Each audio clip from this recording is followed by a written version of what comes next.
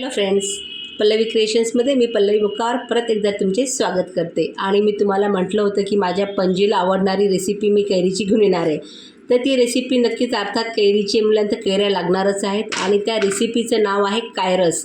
कायरस हा मी लहानपणापासून खात आलेले आहे. माझी पणजी बनवायची, आजी बनवायची, माझी आई आत्तापर्यंत बनवते. आणि महत्त्वाचं म्हणजे चौथी पिढी माझी वहिनी तीसुद्धा हा कायरस बनवते आणि तो खूप सुंदर लागतो. चला तर मग सुरुवात करूया कायरस बनवण्यासाठी. त्यासाठी या दोन मी कैऱ्या घेतलेल्या आहेत आणि आता त्या मी कट करून घेणार आहेत. आणि या रेसिपीमध्ये कैरीचं साल काढायचं नाही आहे. राईट, कैरी जशी आहे तशीच कट करून घ्यायची, याचं साल काढायचं नाही आहे.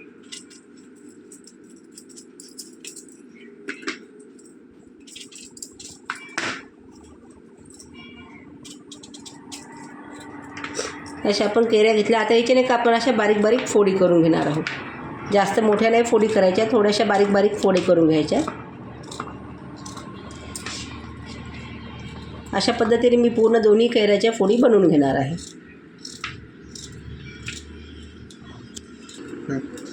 आपण अशा पद्धतीने मी या दोन्ही कैऱ्या छान थोड्याशा मीडियम बारीक कट करून घेतलेल्या आहेत. कारण महत्त्वाचं आणि एक लक्षात ठेवायचं, साल काढलेली नाही आहे मी. तुम्हाला जर आवडत नसेल घरी तुमच्या कुणालाच तर तुम्ही काढू शकता, पण जो पारंपरिक पद्धतीने बनवतात त्यामध्ये साल अशीच राहू देतात. आता आपण कढई घेऊयात आणि त्याच्यामध्ये तेल गरम करायला ठेवूया.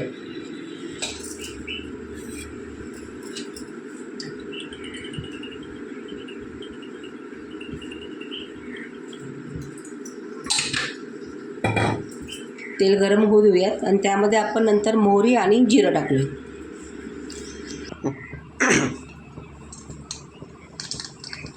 छान मोहरी तडतडल्यानंतर आपण त्यामध्ये जिरं घालणार आहोत. तडतडलेली आहे. आता त्यामध्ये आपण जिरं टाकूयात. जिरं पण आपलं फुटलेलं आहे. त्यामध्ये आता आपण ही जी कैरी चिरलेली आहे ती कैरी घालून घेऊ.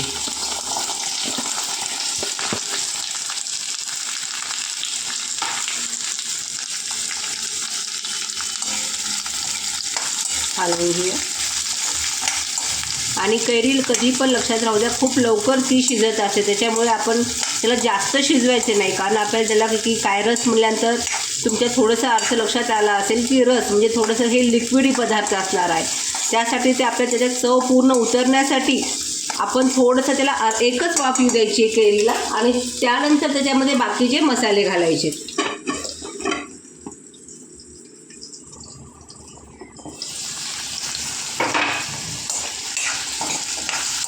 थोडीशी वाफ आलेली आहे, कारण तुम्ही बघू शकता वाफ आल्यानंतर कैरीची साल अशा प्रकारे थोडीशी येलोइश होते. पहिले हिरवी होती पूर्ण, आता थोडी पिवळसर झालेली आहे, म्हणजे त्याला वाफ यायला सुरुवात झालेली आहे. आता याला वाफ यायला सुरुवात झाली तर आपण आता मसाले आपले या स्टेजवर आपण घालून घेऊयात, कारण ते पूर्ण त्याच्यामध्ये मुरल्या गेले पाहिजे. तर सर्वात प्रथम आपण घालूयात हळद, लाल तिखट, धना पावडर, जिरा पावडर. आणि तुम्ही एक लक्षात घेतलं असेल फ्रेंड्स, तर माझे जे मसाले असतात ते खूप कमी मसाल्यामध्ये मी पदार्थ बनवण्याचा प्रयत्न करते. म्हणजे तुम्हाला कुठल्या मार्केटमधनं आणायची आवश्यकता नाही किंवा स्पेशल बनवण्याची गरज नाही. जे आपल्या किचनच्या आपल्या चटणी मिठाच्या डब्यात जे पदार्थ असतात त्यापासून पण खूप सुंदर पदार्थ आपले बनवू शकतात आणि तसेच मी बनवत असते. आता आपण हळद, चटणी, धना, जिरा पावडर घालून घेतलेला आहे. आणि आता सर्वात महत्त्वाचं, आपण जे कायरस करणार आहोत त्याला आपण रस म्हटलं म्हणजे ते लिक्विड असणार आहे. पण यामध्ये नुसतं पाणी घातलं तर ते त्याचं थिकनेस बरोबर येणार नाही. तर त्यासाठी एक स्पेशल पदार्थ अर्थात हे आहे भाजलेल्या तिळाचं कूट.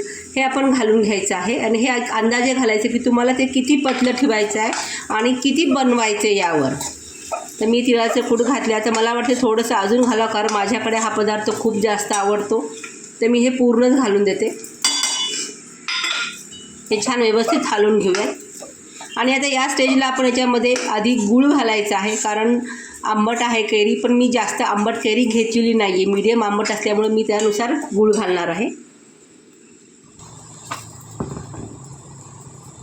तर हा आंबट गोड पदार्थ असतो तर गूळ पण थोडासा जास्त लागेल, म्हणजे नेहमीपेक्षा थोडासा जास्त टाका. पण लक्षात ठेवा की तुमची कैरी कितपत आंबट आहे त्यानुसार तुम्ही तो गूळ घालावा, हे लक्षात घ्या प्लीज.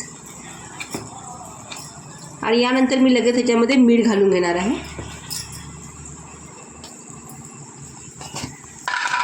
मीठ आपल्या चवीनुसार आपण घालू शकता.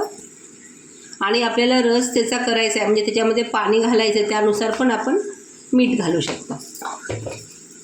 तर हे एकदा परत मी सर्व छान मिक्स करून घेते आणि यामध्ये लगेच मी पाणी घालते. यामध्ये आपण पाणी घालून घेऊया आणि तुम्ही बघू शकता की पाणी कितपत पाहिजे हे आपल्या फोडीच्या आणि तिळाचं पीठ घातलेले त्याच्यावर अवलंबून असणार आहे.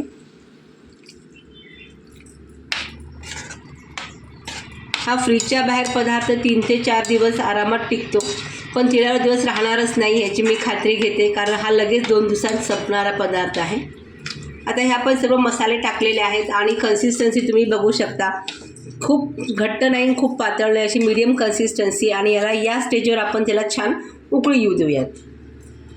थोडा गॅस मोठा केला आहे आणि याला छान 1 ते 2 उकळ्या आपण काढून घेऊ. आपण आता एक 5 ते 7 मिनटं झालेले आहेत आणि आपण आता बघूयात हे किती छान उकळले आहे की नाही ते. तुम्ही बघू शकता किती सुंदर असा कलर आलेला आहे आणि या स्टेजला आपला कायरस परफेक्ट तयार आहे. तर आपण आता हा सर्व करूयात. आणि आता हा खायचा कशासोबत, परत तोच प्रश्न आहे. तर तुम्ही कशासोबतही खाऊ शकता, पोळीसोबत, पराठ्यासोबत. तर त्याला तर मी आज आपल्याला पराठ्यासोबत सर्व करून दाखवते. मी आत्ता तयार केलेला पारंपरिक माझी पणजी, आजी, आई आणि माझी वहिनी बनवणारा पदार्थ कायरस.